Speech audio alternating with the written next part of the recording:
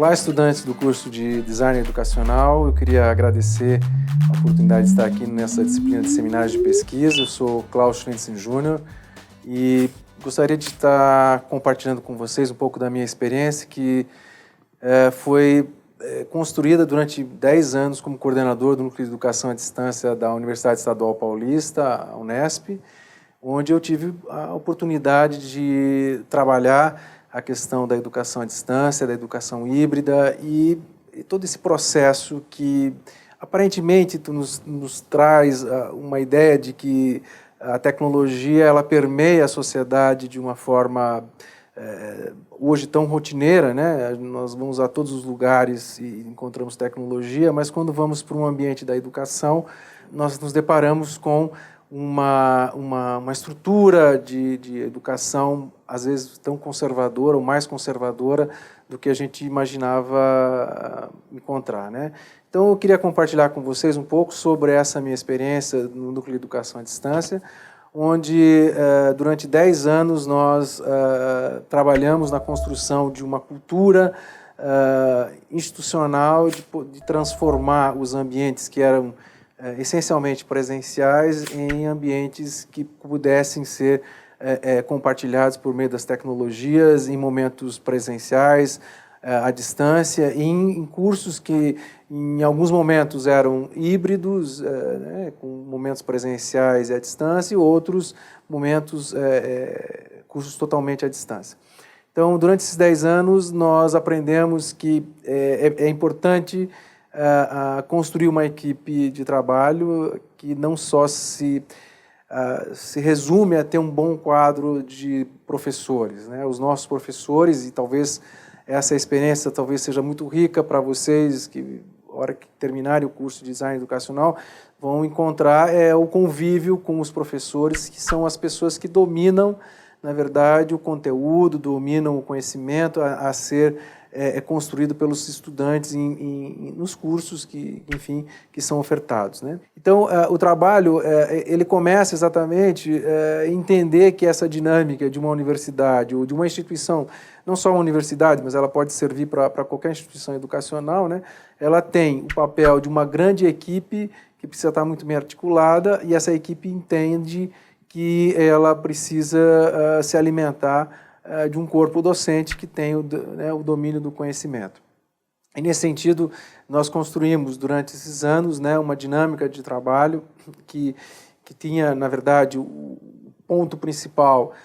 a definição de uma abordagem pedagógica que viesse ao encontro das expectativas de uso da tecnologia no sentido de que os estudantes pudessem construir conhecimento, que isso é uma coisa muito importante. A gente não está falando de broadcasting, a gente não está falando de uma educação à distância baseada na entrega da informação. A gente estava querendo construir um modelo de educação que fosse mais além, né? Ou seja, a tecnologia ela tem, claro, o seu papel de ser um fornecedor de informação, mas não necessariamente ela promove a construção do conhecimento. Quer dizer, aí a gente começou a perceber que nós tínhamos que ter não só a tecnologia, mas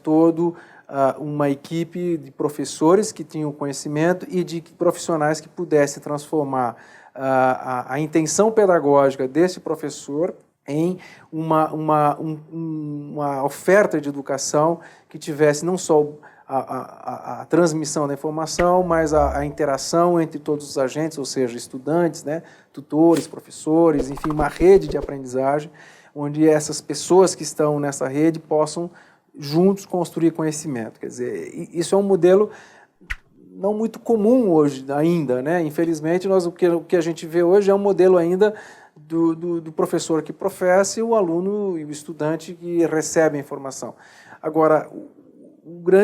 a grande vantagem que nós temos e a grande oportunidade que vocês terão como profissionais nessa área de design educacional é poder construir uma nova dinâmica de trabalho, como eu já disse, uma rede de aprendizagem, onde, na verdade, vocês, então, poderão, por meio de uma abordagem, e no caso nosso aqui da Unesp, nós utilizamos uma abordagem construcionista contextualizada e significativa, que a gente chama de CCS, onde a tecnologia é usada para a construção de algo, de algum produto que o estudante esteja envolvido, e, evidentemente, que tenha contexto e que tenha significado para esse estudante. Então, Baseado nessa abordagem, nós, durante todo esse tempo que estive à frente do NEAD, a gente construiu uma equipe que tivesse sintonizada com essa abordagem e que, a partir disso, começasse a desenvolver os materiais, porque, na verdade, você precisa ter também o desenvolvimento do material, né, do curso, que esteja em consonância com a abordagem. Quer dizer, eu não estou falando de um material instrucional, de um material de leitura apenas, né, ou um vídeo, mas é um material que articula todos esses componentes que eu já disse, né, e também promove uma atividade de interação entre os estudantes, atividade de colaboração. Então, são aspectos que, se vocês entenderem ou imaginarem um pouco de como isso funcionaria na prática, você tem uma equipe de produção de material, uma equipe de professores, né, e uma abordagem pedagógica por trás de tudo isso. Quer dizer, então você precisa articular isso no intuito de que aquilo que você está construindo de ação pedagógica, ela esteja coerente com a proposta. Então, esse processo todo é um processo que, né, implica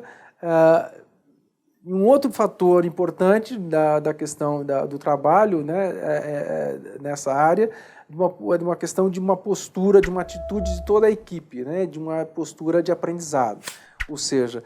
não é só o professor que sabe o conhecimento, e, portanto, ele é o detentor do poder sobre o conhecimento, e, portanto, ele, na verdade, vai definir como se estrutura o curso. Não é isso. Na verdade, é uma atitude, né, interdisciplinar, de cooperação, né, de colaboração,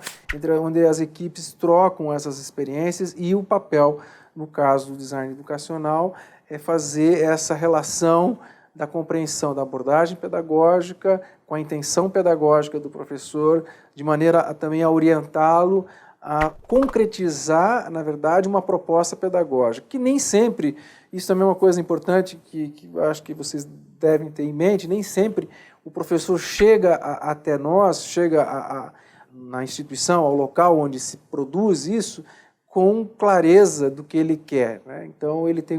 a grande maioria das vezes, ele tem na sua cabeça, ele tem uma ideia de que o que o aluno precisa aprender, mas ele não tem muito claro como ele pode fazer isso utilizando as tecnologias. E, portanto, esse é um processo de construção de uma relação de equipe que é muito importante, que seja feita e que vocês possam compreender isso. Primeiro, compreender as dificuldades, porque isso não é muito fácil de fazer, até porque ainda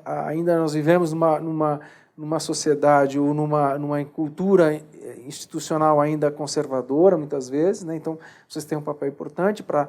tentar quebrar essas barreiras e mostrar possibilidades aos professores, né? A questão da gestão do núcleo, de ter um gestor que compreenda isso muito bem claro,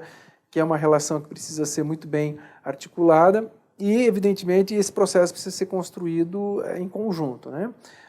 De tudo isso, a gente, em todos esses anos, a experiência que a gente tem é sempre de crescimento,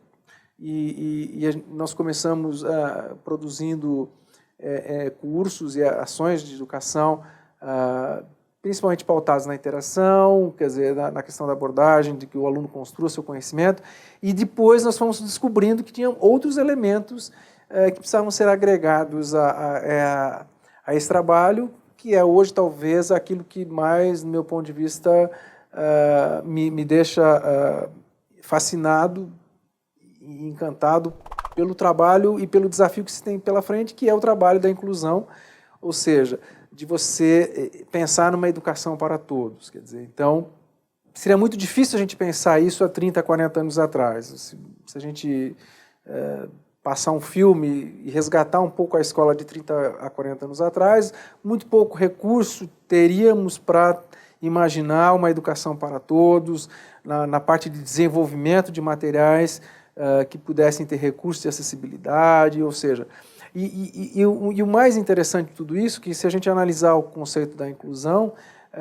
eu estou falando de uma educação para todos e, na verdade, eu estou pensando na valorização dessas diferenças. E, portanto, eu estou imaginando que todos os estudantes compartilhem das mesmas atividades, do mesmo processo educacional junto com outros.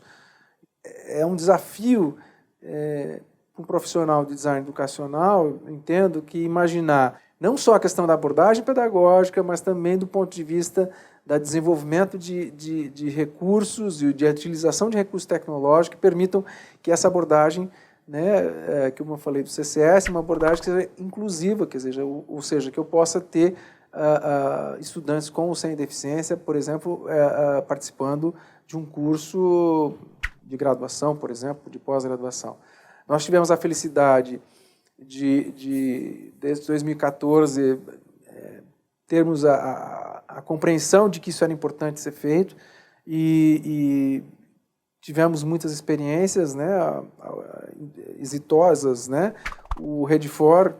que é o Rede de São Paulo de Formação Docente, que era um projeto da Secretaria de Educação do Estado, foi uma das primeiras ações que nós implementamos a questão da inclusão e tivemos a felicidade de ter alunos com deficiência que foram estudantes desse curso, que teve um papel social, um papel, né, não só um papel educacional da universidade de formação, mas um papel social de inclusão, mas que evidentemente, no ponto de vista do estudante, tem o papel de contribuir para ele foi capaz de fazer um curso com autonomia, né, independência, né, mas do ponto de vista principal, e eu acho que é o recado que eu acho que seria interessante para vocês, para refletirem, né, é de que isso fez uma transformação também na equipe do NEAD, no nosso Núcleo de Educação à Distância, porque agregamos a todo o trabalho de construção de ações de educação a questão da inclusão, e isso traz, na verdade, uma série inicialmente de conflitos, porque a ideia era que se adaptasse materiais, e na verdade o que a gente estava falando não era nada disso, a gente estava falando em construir materiais com acessibilidade, o mesmo material, quer seja um jogo, um vídeo, quer dizer, é o mesmo material para que seja utilizado pelos estudantes em uma atividade em conjunto, quer dizer, a mesma atividade. Quer dizer, mas isso causa, na verdade, no início, né, uma dificuldade de compreensão do porquê, né, por que é importante isso. Na verdade, o que a gente percebeu, e é esse talvez um recado final que eu queria deixar para vocês, é que isso dá não só ao curso, ao material, à instituição, uma qualidade superior a qualquer outra coisa que você possa imaginar. Que quando você imagina ter a oportunidade e ter construído uma ação educacional que na verdade tem a intenção de ser para todos, a qualidade dessa ação planejada e o resultado dela, ela tem um aspecto diferencial que traz uma qualidade daquilo que se oferece e profissionalmente para vocês, acho que isso significaria muito do ponto de vista da valorização profissional, vocês compreenderem que ao fazerem isso, vocês não estão só promovendo um ato de inclusão de estudantes, mas vocês estão promovendo um ato de elevação de qualidade do que se produz, que é inigualável, e isso no mundo, né, algo indiscutível. Não se discute mais se é importante ou se não é. Na verdade, o que se discute é que isso é a excelência da educação. Todos os documentos da Comunidade Europeia, por exemplo, de 2018, falam de que a questão da inclusão e de uma política de inclusão, de uma educação inclusiva, ela deve ser a política central das instituições. Portanto, se vocês entenderem, né, que isso é algo que é possível, e eu falo isso para vocês, gostaria de dizer isso, que isso é plenamente possível, né, acho que vocês, tendo essa ideia e partindo para essa concepção, eu tenho certeza que vocês têm a grande oportunidade de serem profissionais não só reconhecidos no mercado, no mundo do trabalho, mas profissionais que têm uma concepção de educação acima de outros profissionais que talvez não se atenham para essa questão. Então, finalmente, assim, a questão do NEAD é uma questão da gestão do núcleo de educação à distância, é uma questão que permeia, claro, os aspectos tecnológicos, né, os aspectos pedagógicos, mas também os aspectos atitudinais, de uma cultura, né, e uma cultura de inclusão, que, na verdade, vai dar esse diferencial para o trabalho de vocês e de toda a equipe, né? E também essa questão do trabalho como professor, que é sempre uma dificuldade inicial. Acho que nós devemos ainda ter essa dificuldade, porque o nosso professor ainda não está acostumado com essa perspectiva diferenciada. Isso tem já mudado com o tempo, né? Mas eu acredito que, eu acho que entendendo que é uma articulação de componentes dentro de uma perspectiva de educação inovadora, né, inclusiva, acho que nós temos, e todos nós, profissionais, temos a grande possibilidade de construirmos uma educação realmente de excelência, e é aquela educação que a gente acredita que pode mudar o mundo. Enfim, é isso. Esse é meu recado para vocês. Gostaria de agradecer a oportunidade e me coloco à disposição para, enfim, qualquer questão, eu fico à disposição de vocês também. Muito obrigado.